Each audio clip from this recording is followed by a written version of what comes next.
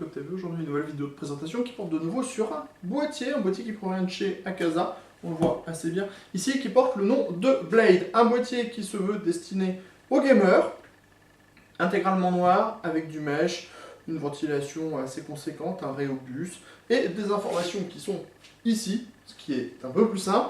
Donc nous allons vous parler du Akasa Blade, un boîtier ATX de 10 kg.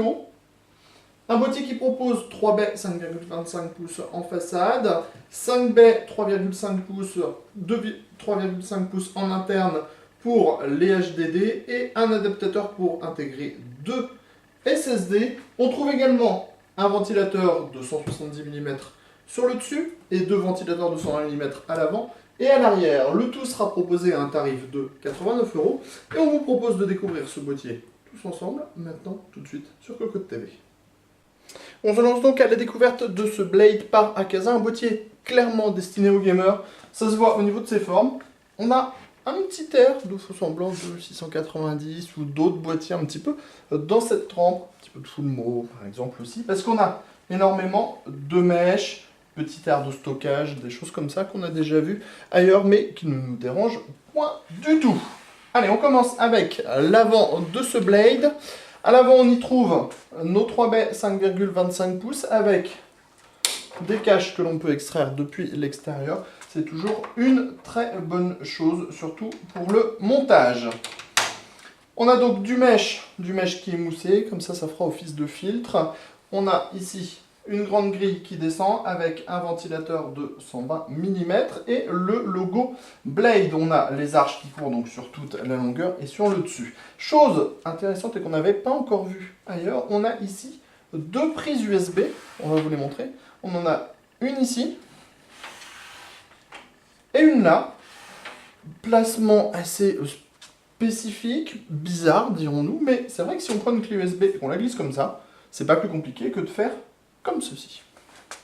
On passe maintenant sur le dessus et au niveau de la première partie de ce Blade avec le Power On, le Reset, le petit logo Akasa et le Rhéobus qui permettra de gérer la ventilation. Un petit peu plus en arrière, on trouve 2 ports USB 2.0, 2 ports USB 3.0, les entrées-sorties audio et cette petite aire de rangement pour poser par exemple votre clé USB que vous intégrerez ici. Si on continue, on voit qu'on a une grande grille en mèche assez large et en mousse. Et en dessous, on trouve un ventilateur de 170 mm. On fera le tour des autres tailles qu'on pourra mettre une fois qu'on sera à l'intérieur du boîtier.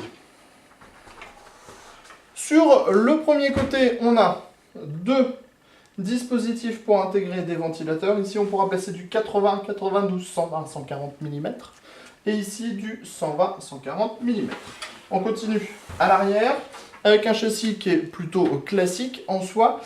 On a d'abord le dispositif ici pour retirer le dessus du boîtier. On a ensuite 2 passe-cloisons, une grille avec un ventilateur de 120 mm. On pourra y mettre du 80 ou du 92 mm si on le veut. On a ici l'emplacement pour la petite plaque de votre carte mère. 1, 2, 3, 4, 5, 6, 7 slots d'extension avec des caches ajourées. Et enfin, l'emplacement de l'alimentation dans le bas qui est moussé avec de nouveau 2 petits passes-cloisons.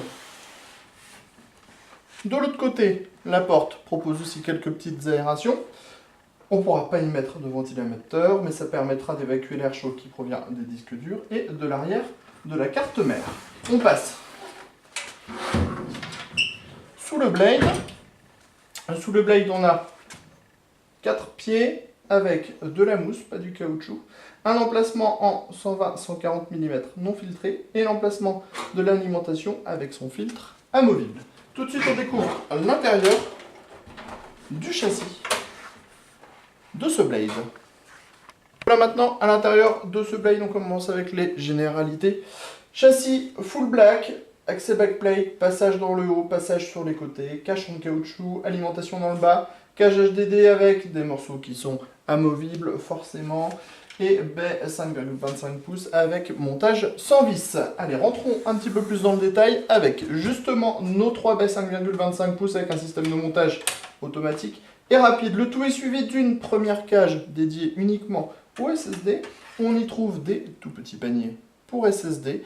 On en a 3 Au total, en dessous, on trouve 2 cages HDD avec des paniers. On verra dans le test complet que ces cages sont amovibles.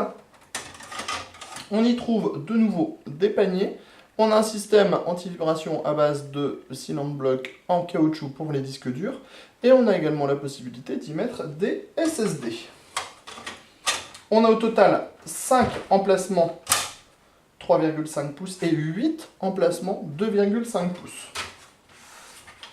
Dans le bas du châssis, on a un support qui permettra de déporter une cage HDD et l'emplacement de l'alimentation avec des petits patins en caoutchouc et donc le filtre amovible par en dessous, comme on vous l'a déjà dit tout à l'heure. On a également un pourtour d'alimentation qui est moussé. À l'arrière, on a nos 7 slots d'extension montage par vis à main, 2 passe-cloisons un peu plus haut. Alors, on attend que la caméra veuille bien faire la mise au point. Voilà. On a donc les 7 slots d'extension, les passe-cloisons, quelques grilles, un ventilateur 220 mm, l'accès à la backplate. On va maintenant dans le haut du boîtier pour y découvrir le ventilateur 270 mm. On pourra également mettre 220 ou 240 mm, voire, sans trop de soucis, un radiateur de water cooling en 240 mm. Le 280 mm ne passera clairement pas. À l'arrière du châssis, on le voit, c'est relativement propre avec les passages et les dispositifs pour insérer pas mal de colliers. C'était le InWin Blade sur Cocotte TV, un boîtier qui sera proposé à 89 € et sur ce on vous dit à très bientôt sur Cocotte TV pour des nouvelles vidéos de présentation.